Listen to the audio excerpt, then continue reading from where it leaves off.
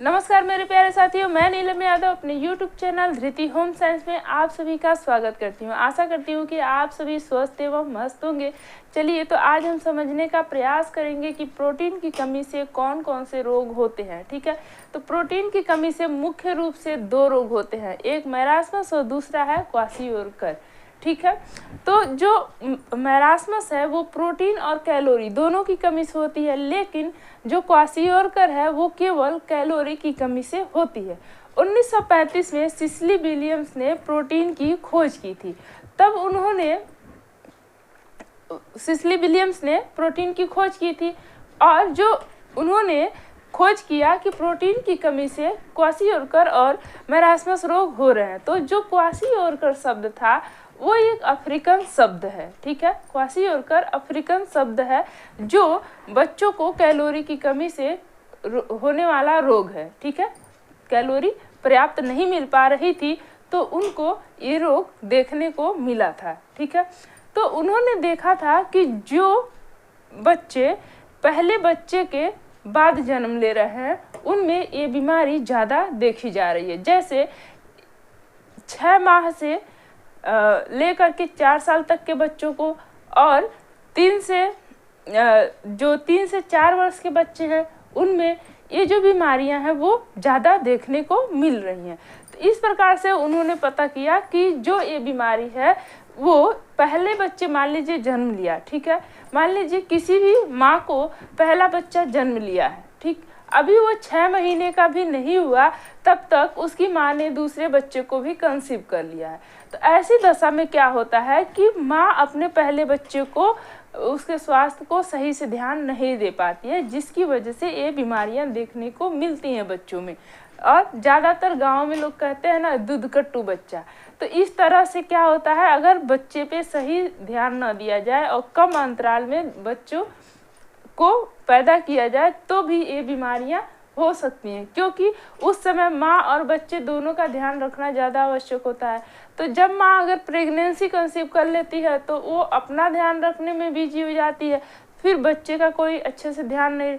लेकिन जब वही दोनों का ध्यान अच्छे से रखा जाए तो वहाँ पे ये कंडीशन नहीं देखने को मिलता है। ठीक है, अब हम देखेंगे कि क्वाशियोरकर का लक्षण क्या है, क्या लक्षण है जिसके वजह से ये पता लगाया जाता है कि इसे क्वाशियोरकर हुआ है। ठीक है, तो उसका जो बच्चा है उसका वृद्धि रुक जाता है, उसकी जो ग्रोथ होती है, बढ़ने की लंबाई, वो एक समय पे रुक जाती है, वो न तो बढ़ता है न मोटा होता है। तो ये भी उसका लक्षण है क्वाशियोरकर का। और शरीर में सूजन होना, अक्सर कभी कभी होता है कि बच्चे बढ़ते तो नहीं है, वृद्धि भी उनकी रुक जाती है और वहीं वो फैलने लग जाते हैं। ठीक है, मोटे हो जाते हैं, सूजन आ जाती है शरीर में और मांसपेशियां कमज़ोर होने लगती हैं, जो मांसपेशियां हैं वो कमज़ोर होने लगती हैं। और मानसिक परिवर्तन, हमेशा चिड़चिड़ापन रहता है उन बच्चों में, उनके अंदर मानसिक परिवर्तन भी होता है। और रक्त की कमी, जाहिर सी बात है जब सही से रख रखाव नहीं किया जाता है तो बच्चे में क्या होगा कि खून की कमी हो जाएगी। ठीक है, और पेट बाहर आने लगता है। ठीक है, पेट बाहर आने लगेगा, फिर बाल जो हैं वो एकदम रूखे सूखे दिखेंगे, हाथ पैर दुबले पतले। तो इसे क्या कहा जाता है, जो क्वाशियोरकर है उसे एक नाम और दिया जाता है मून फेस, यानी कि चंद्राकृति मुख। जैसे कि हमने कहा कि सूजन आ जाता है, मान लीजिए हमारे फेस में सूजन आ जाए तो ये क्या है, फूल के पूरा बड़ा सा हो जाएगा, गुब्बारा जैसा। तो ये क्या है, चंद्राकृति बन जाएगा, मून फेस बन जाएगा। ठीक है, तो उस तरह से हो जाती है। जो नाड़ी संस्थान होती है वो अवरुद्ध होने लगती है और त्वचा जो होती है वो रूखा सूखा और खुरदुरी होने लगती है। ठीक है, मुंह के किनारे, ये जो मुंह है इसके किनारे फटना शुरू हो जाता है, जैसे उसे हम ग्लोसाइटिस और चिलोसिस से संबंधित बीमारी के रूप में जानते हैं। ये जो मुंह है बच्चे का वो फटना शुरू हो जाता है, उसे हम क्या कहते हैं, ग्लाइकोसाइटिस और चिलोसिस से संबंधित बीमारी, ठीक है, होने लगती है।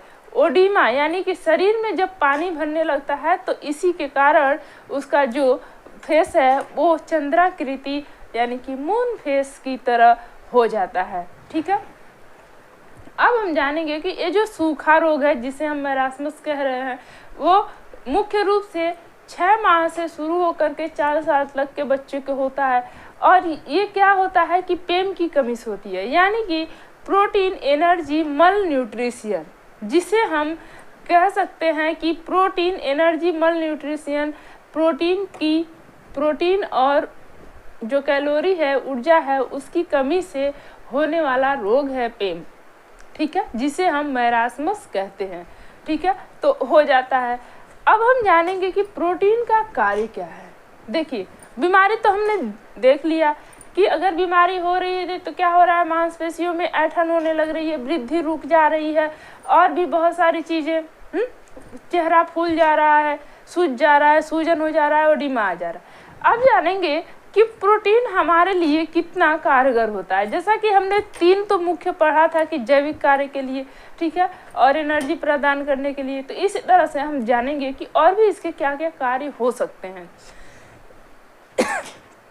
प्रोटीन का जो मुख्य कार्य है वो है शरीर की वृद्धि एवं विकास करना। जो सेल होते हैं उसका निर्माण करने का कार्य प्रोटीन करता है। ठीक है, तंतुओं के निर्माण में ये तंतुओं का जो मरम्मत होता है, निर्माण होता है, उनके लिए भी ये सहायक होता है। मान लीजिए यहाँ मुझे कट गया कहीं, ठीक है, तो वहाँ पे क्या करेगा, ज़्यादातर बच्चों में अगर कहीं कट पिट जाता है तो वो तंतुएं हैं जो वो नष्ट हो रही हैं, वहाँ पे उसकी मरम्मत करने का कार्य कर रहा है। ठीक है, जैसे लोहार लोहे को छन्नी हथौड़े से काट पीट करके बराबर करता है, ठीक उसी तरह से वो भी कार्य करता है। ठीक है, शरीर के विभिन्न क्रियाओं के लिए होता है। जैसे जो मैंने जैविक क्रिया बताई, जो नित्य प्रति हम लोग क्रिया करते हैं, वो उसकी भी मदद करता है। और अम्ल एवं क्षार को नियमित करके उनको क्या करता है, न्यूट्रल बना देता है, जो हमारे शरीर के लिए लाभदायक होते हैं। ठीक है, और वो हार्मोन्स का भी निर्माण करता है, एंजाइम का भी निर्माण करता है, और भी जो भी एंटीबॉडीज हैं उनका भी निर्माण करता है। जल को संतुलन बनाए रखता है। जल कहाँ, मतलब वैसे मान लीजिए जल ही जल हो जाए तो जल को अवशोषित करने में भी, उसको संतुलित बनाने में भी वो हमारी मदद करता है। मांसपेशियों के संकुचन एवं क्रमानुकुंचन, यानी कि जो एक्टिन और मायोसिन प्रोटीन है वो हमारे मांसपेशियों का क्या करता है, संकुचन और क्रमानुकुंचन में सहायक होता है। मतलब मांसपेशियों को क्या करता है, एक्टिव करता है। मांसपेशियों में मायोसिन प्रोटीन पाया जाता है तो वो उसको क्या करता है, क्रमानुकुंचन में मदद करता है। ठीक है, और रक्त को थक्का बनाने में जो फाइब्रिनोजन प्रोटीन है वो प्रोटीन थ्रोम्बिन से मिल करके क्या करता है, प्रोटीन का निर्माण करता है और वो रक्त का थक्का बनाने में मदद करता है। यानी कि जो रक्त का थक्का बनाने में फाइब्रिनोजन प्रोटीन और प्रोथ्रोम्बिन जो प्रोटीन है वो फाइब्रिन के साथ मिल करके रक्त को थक्का बनाने का कार्य करता है। ठीक है, और सामान्य दृष्टि को सहायक रखने में, यानी कि जो हमारे ये दृष्टि है इसको सामान्य बनाए रखने में भी सहायक होता है। कैसे, क्योंकि इसमें जो कोन्स और रॉड पाए जाते हैं हमारे रेटिना में, उसमें ऑप्सिन और रोडोप्सिन प्रोटीन होता है। ठीक है, वो क्या करता है कि हमारे नेत्र को सामान्य दृष्टि के रूप में बनाए रखने में सहायक करता है, नेत्र को भी सुचारू रूप से कार्य करने में वो मदद करता है। ठीक है, स्थानांतरण के रूप में जैसे लाइपोप्रोटीन जो है वो वसा को एक स्थान से दूसरे स्थान तक ले जाने का कार्य करता है, और हीमोग्लोबिन, ऑक्सीजन और कार्बन डाइऑक्साइड के स्थानांतरण में भी प्रोटीन हमारे लिए बहुत ही महत्वपूर्ण भूमिका निभाता है। और ऊर्जा के लिए तो प्रोटीन आवश्यक होता ही है। तो इस प्रकार से हमने देखा कि प्रोटीन से कौन सी बीमारियां हो रही हैं और इसके कार्य क्या है। ठीक है, आज के लिए बस इतना ही। चैनल पे नए हैं तो लाइक, शेयर एंड सब्सक्राइब जरूर कीजिएगा। Thank you for watching.